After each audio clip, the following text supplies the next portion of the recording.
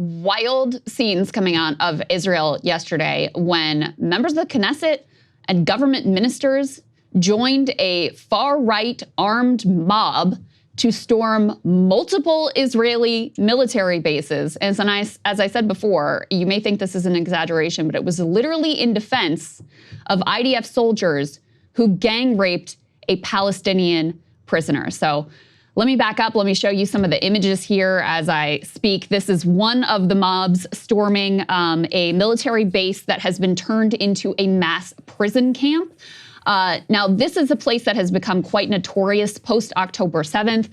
There have been multiple news reports and a UN investigation that revealed horrifying details of systematic abuse of the Palestinians who are being held there, including systematic sexual assault. Specifically, we've got multiple accounts of a hot metal rod being shoved in the anus of multiple Palestinian prisoners. We've also heard about severe beatings. There have been dozens of Palestinians who have died at these facilities. Starvation, I mean, every kind of degradation and torture you can imagine has been documented by Palestinians, doctors, Israeli doctors, whistleblowers, journalists, and the like occurring at this location. So the Israeli government has been under a lot of pressure from the ICC, the ICJ, and also from some different world governments, including the UK, to show some sort of willingness to prosecute their own people for these crimes. So they decided to go ahead with the prosecution of, I believe, 9 IDF reservists who they claim they have overwhelming evidence participated in one of these sexual assaults of a Palestinian prisoner. So yesterday, when the military police go to arrest and detain these IDF soldiers, it kicks off this absolute riot, first at the location where the abuse occurred, then at the other military base where the reservists were brought and detained and held awaiting trial. Just absolute insane scenes that are unfolding. So in order to understand this a little bit better with regards to the Israeli domestic political context, we wanted to bring in a guest. We've got an Israeli journalist who's set to join us, so let's get to that. Happy to be joined this morning by Shaiel Ben-Ephraim. He is the host of multiple shows, one on YouTube called Shaiel Ben-Ephraim Explains Israel, and another one called the History of the Land of Israel podcast. Welcome, Shaiel. Thank you. Good to be here. Yeah, so I did my best to set up what unfolded in Israel yesterday with this mob storming multiple Israeli military bases. Let's actually put F2 up on the screen. This was, I think, some of the secondary clashes that broke out at the detention center where the Israeli reservists who are accused of sexual assault are being held. Could you help us just understand here, Shaiel, some of the context within which these clashes erupted? Yeah, I mean, it's very difficult for Israel watchers to fully comprehend what's going on here too, but I'll do my best. So the best way to set the stage for this is to look at what's going on socially in Israel right now.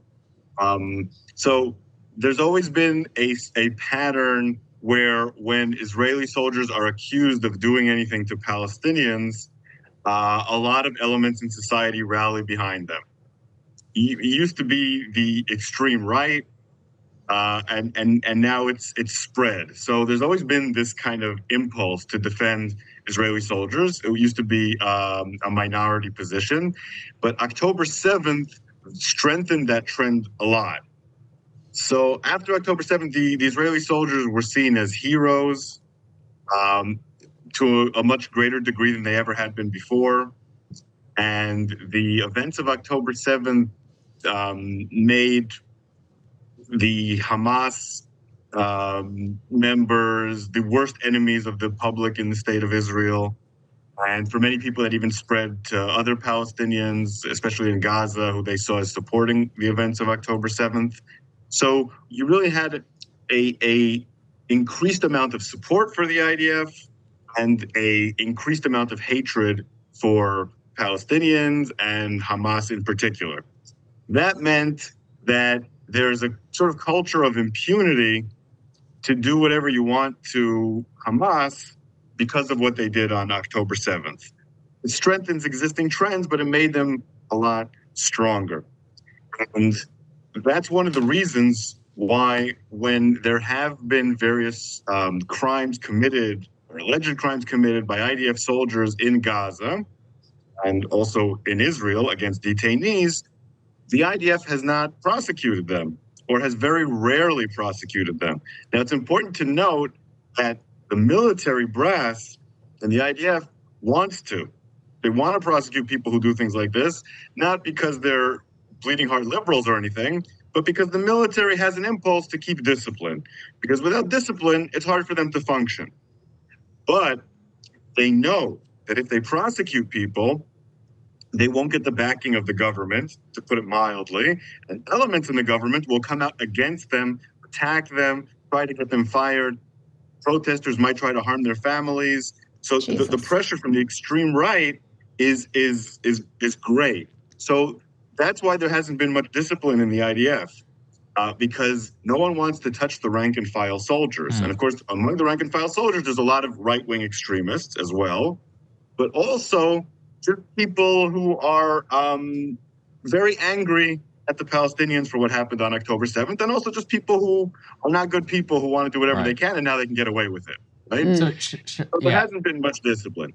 Got it. So let's put this up there on the screen. Krystal laid out some of the details. Just 1 second, I want to get your reaction here, where they're storming this detention center, and these lawmakers, as you're saying, are trying to inject chaos into the Israeli army. Can you just then outline the exact circumstances of what happened here and what it's like to witness it from inside of Israel? Yeah. So what happened now is, because there's been massive pressure from abroad, most particularly investigations from the ICC and the ICJ, but also a demand from the British government and to a lesser extent from the American government to start cracking down on what's happening in this facility, in this detainee facility, which is known as Detaiman. So in May and in June, exposés came out about Detaiman on CNN and the New York Times, citing serious war crimes, torture, to the point where some detainees were getting killed from beatings that they had. Others were having limbs amputated because they were kept in positions where the blood wasn't circulating, and claims of sexual abuse. And Israel denied it, but the allegations weren't going away because they were true. As it turns out, they were true. So under immense international pressure, and when the British said they would stop selling arms to Israel, Israel finally decided to prosecute 9 soldiers who had been involved in a sexual assault on a detainee. This story came to light when doctors saw that one of the detainees had their anus had been something had been inserted in their anus very forcefully, and the injuries were very clearly indicative of sexual abuse. Once that news came out that they had been arrested, soldiers in their unit posted on social media about what was happening and said that this is an outrage. And within an hour, people showed up on the base. Protesters, family members, members of Knesset, the most extreme right-wing politicians like Gottlieb from the Likud and Tzvi Sukkot in Ben-Gvir's party, and along with masked people in uniform, heavily armed. Eventually, the police managed to get them to leave. They convinced them to leave. The police, which is under Ben-Gvir, who is the most extreme right-wing leader in Israel, convinced them to leave. Then after that, they assaulted the detention center where they were being held in Bet Lid, and went into the military courts. And again, the police didn't stop them because the police is under the extreme right wing. So what we have here is the Israeli security apparatus captured, or at least strongly hindered, by the most extreme right-wing elements in society. And it's important to note that that leader, Ben-Gvir, and people like him didn't go to the army. They're hated by the security services. They're considered terrorists by a lot of people in the security services. But the security services are increasingly powerless to stop them. And this threatens the ability of Israel to operate as a sovereign state. And of course, also threatens Israel's standing in the world. and is an absolute nightmare for Israel from every perspective. And of course, it also shows that these elements in society are one of the reasons that this happened, because Ben-Gvir is responsible for the prison services. So he's also responsible for oversight over this prison. And he's made it his populistic goal to show that under him, terrorists will have the worst possible conditions. And I don't know whether he ordered any of this or not, probably not, but he created a circumstance where being inhumane to detainees was expected. It was a good thing. And of course, we need to point out that a lot of these detainees were not members of Hamas. We don't know the exact number. It looks like the person who was abused in this case was a Hamas terrorist, but a lot of the people who experienced these things are innocent. So this is a scandal that speaks to Israel's human rights. It speaks to Israel's ability to govern as a sovereign state, and so on. Were any of the violent protesters yesterday arrested? No. No one was arrested. They were convinced to go home. The police will not arrest them unless there's a political decision to do so. Because so, Shaiel, what does all of this mean for? I saw some speculation about, that you could have an even greater conflagration if there's a withdrawal from Gaza without whatever complete victory looks like, which, the complete victory that's been laid down of destroying Hamas is likely impossible to achieve. What do you expect this portends for the future of Israel when the viewpoints that are being expressed, as you lay out, were once fringe and are now completely mainstream to the point of, I could show the video, but I'll just paraphrase it. You're literally having a debate in the Knesset about whether it is legitimate to, quote, insert a stick in a person's rectum. And you have a member of the Likud party, a Knesset member, saying, yes, if he is a Nukba, a Hamas terrorist, everything is legitimate to do to him. That's how mainstream these views have become. So what does this portend for the future of Israel? Well, unfortunately, the trend predates. It predates the war. The war has exacerbated it, and it's actually not that different from what we see in the United States or what we're seeing in other countries, where the populist right wing is becoming increasingly powerful. They use a lot of the same methods that MAGA does here, that Le Pen does in France, but it's tied to a deep Jewish fundamentalist impulse that has always been in Israel, and it's frightening. What does it portend for the future? It's sort of hard to have a country that is secular, liberal, the way that Israel has been with its flaws, and that has this kind of impulse in its governance. The next elections will be a battle for the soul of Israel. And as we know from the United States, even when the more moderate side wins, the other side continues with disinformation and venom and trying to sabotage the ability of the government to rule. I think there's going to be a lot of people in Israel who, if this continues to be the kind of government that they have in the long term, will leave. And those will be the most productive members of society. Those will be the high-tech leaders. Those will be the professors. Those will be the literati and so on and so forth, which is something that I think the extreme right in Israel wants, because that will help them run the country better. And there's an attempt to dismantle the Israeli judicial system, because that's the one check and balance the Israeli system has against this kind of power. So right now, Israel, similar to a lot of other countries in the West, or the United States, as an example, is having a battle for its soul.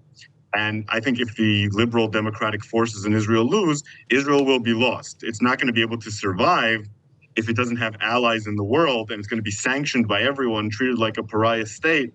That liberal part of the country is what kept Israel as part of the international community, and what kept it allied with the United States, and what kept it as a big trade partner for the EU.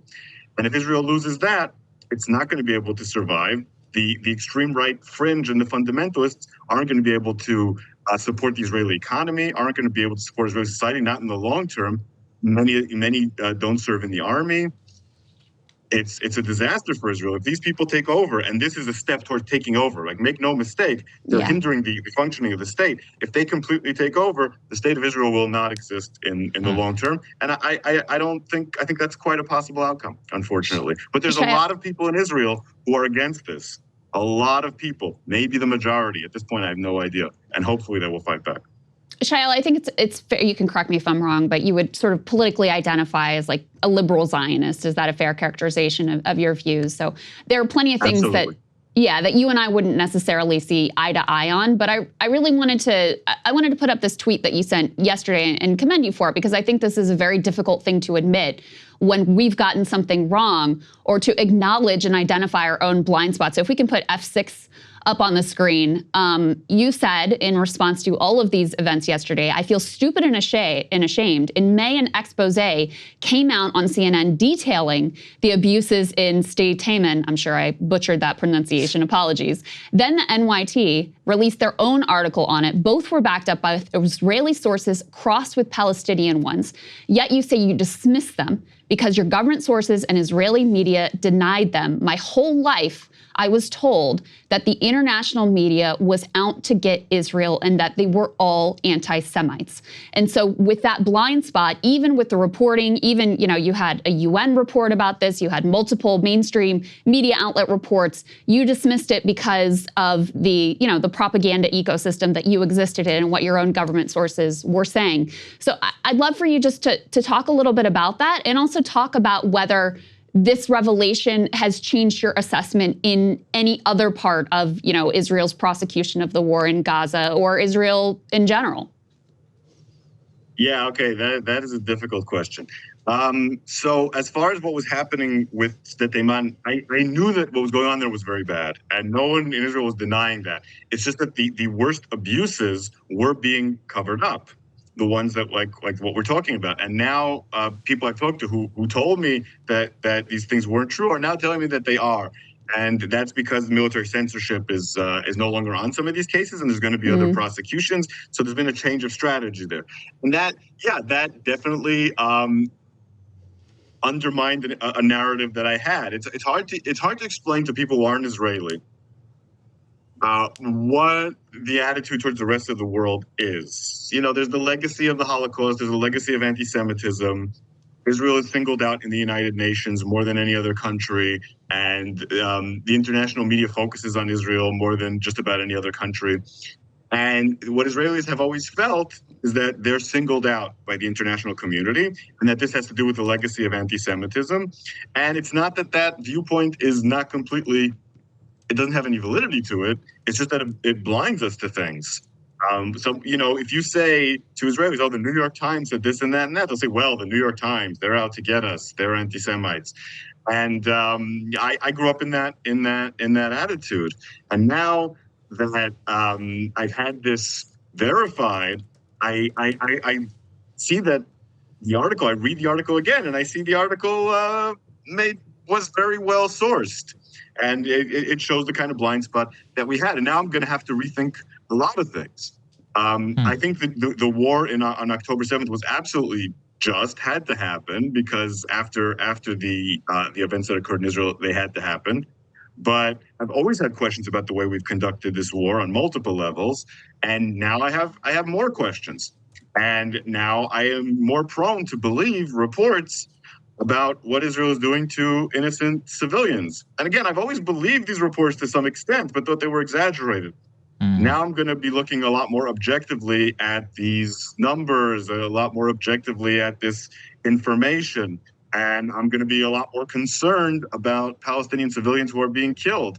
I was concerned before, but I also was more skeptical about the information that I was receiving. None of this stops me from thinking that Israel needs to fight for its survival. None of this makes me stop thinking that Israel is facing people who want to destroy it.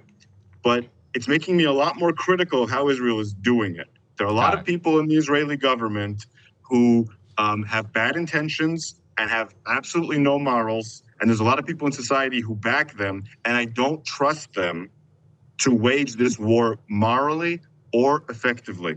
And I think that people who support Israel need to very carefully hold their feet to the fire and criticize violations of human rights and to criticize the way that they're running this war and any Palestinian civilians who are needlessly suffering as a result of this war, and strive to end the war, get the hostages back, start to rebuild, and move towards a two-state solution. So I'm still a Zionist, but I want Israel to be more moral, and it hasn't been moral.